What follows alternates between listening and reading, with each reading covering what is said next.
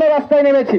অনেকে আমাদেরকে প্রশ্ন করতে পারেন যে বাংলাদেশে থেকে ফিলিস্তিনি ভাইদের জন্য রাস্তায় নেমে অথবা আন্দোলন করে লাভটা কি।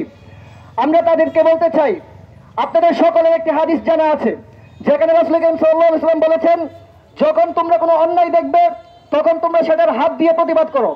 যদি তোমরা তা না পারো তাহলে জবান দিয়ে প্রতিবাদ করো, আর যদি তাও না পারো তাহলে অন্তর থেকে সেই অন্যায়কে ঘৃণা করো। আমাদের হাত দিয়ে ইসরায়েলি হামলার প্রতিবাদ করা সম্ভব নয়, সেই সক্ষমতা আমাদের নেই, তাই আমরা জবান দিয়ে সেটার প্রতিবাদ করছি। সেই জবান দিয়ে স্পষ্ট ভাষায় বলতে চাই, হাসিনাকে বিতাড়িত করতে যদি আমরা জীবন দিতে পারি তাহলে আমাদের মুসলিম ভাইদেরকে রক্ষা করতে এদেশের লক্ষ লক্ষ তৌহিদি জনতা, এদেশের লক্ষ লক্ষ যুবক তরুণ জীবন দিতে প্রস্তুত আছে ইনশাআল্লাহ।